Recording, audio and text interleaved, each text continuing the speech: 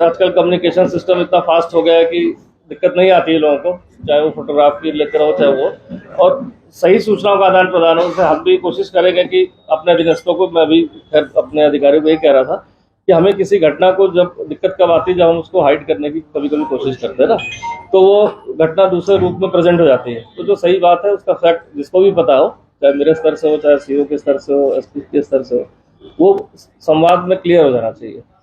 उससे क्या रहता है कि पहले भी मैंने बहुत सारे इश्यूज देखे कि जब क्लियर नहीं होता है तो वो घटना सही तरीके से प्रेजेंट नहीं हो पाती, चाहे वो बड़ी घटना हो चाहे छोटी घटना हो। इसका भी खास ध्यान रखेंगे। और बाकी अब आपको पूछना है बाकी और प्राथमिकताएं, जैसे आप पूछते हैं प्राथमिकताएं, देखिए पुलिस के लिए तो हमेशा प्राथमिकता कानून व्यवस्था ही है कि अगर बेहतर कानून व्यवस्था बनाना ही पुलिस की सबसे अहम जो रोल कहेंगे, उससे मेन रोल उसका पुलिस का वही है। तो मेरी भी वही प्राथमिकता है जो पूर्व के अधिकारियों की प्राथमिकता रही है कि कानून व्यवस्था शहर में अच्छी बने।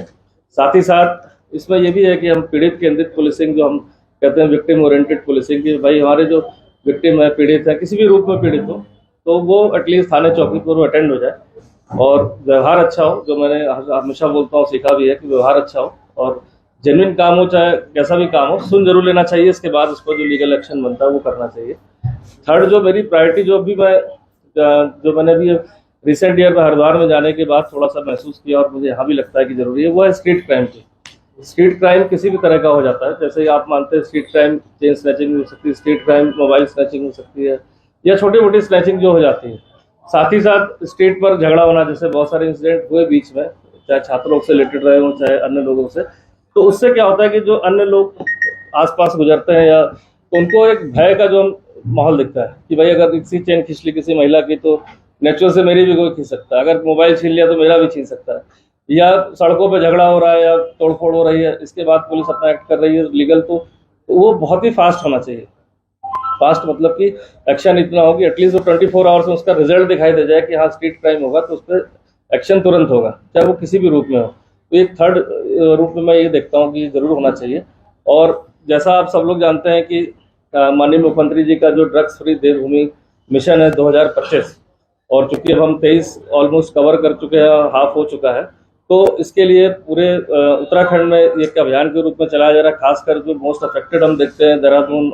और नीचे के जो जनपद है, और इसमें क्योंकि यहाँ छात्रों की, युवाओं की संख्या ज़्यादा है, तो अन्य तो किसी भी कारणों से वो कहीं ना कहीं गलत संगत में होकर या किसी अपने व्यक्तिगत कारणों से परेशान होकर कहीं ना कहीं नशे की गर्त में जा रहे हैं। इस चीज़ से मुझे लगता है कि आप सभी लोग सहमत भी होंगे, क्योंकि आप लोग भी अपने आसपास जहाँ रहते हैं और जानते होंगे। तो अभी इन्फोर्समेंट तो पुलिस की कार्रवाई है ही है कि ड्रग्स में करती रहती है, लेकिन उसके साथ ही साथ जो दूसरा एक्सपेक्ट वो भी है कि कहीं ना कहीं हमें लोगों को इन्वॉल्व करना पड़ेगा, और वो इन्वॉल्व चाहे एक दिन में नहीं होगा, रेगुलर कंटिन्यूस बेसिस पर होगा। तो इन्फोर्समेंट के साथ जन सहभागिता और अवेयरनेस की बात जो होती है वो भी चलेगी। तो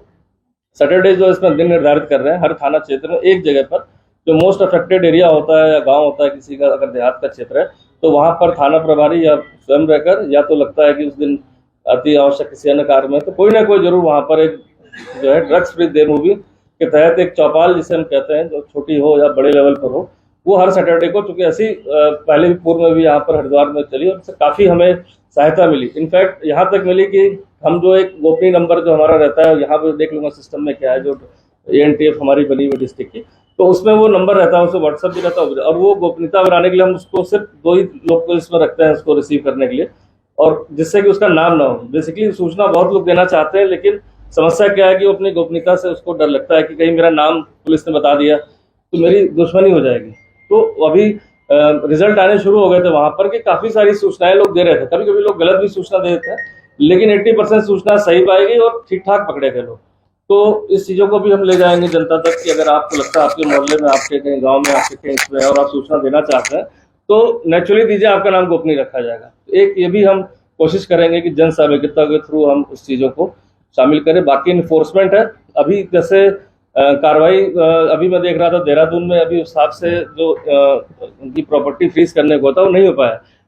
प्रोसेस चल रहा होगा, प्रयास चल रहे हैं इसमें, लेकिन उसका रिजल्ट अभी आना बाकी है। तो कोशिश रहेगी कि ये रिजल्ट भी जल्दी दिखाई दे। जैसे कि जो भी हमारे नशा तस्करी में लिप्त रहते हैं, लगातार केसेस हो रहे हैं उनके ऊपर,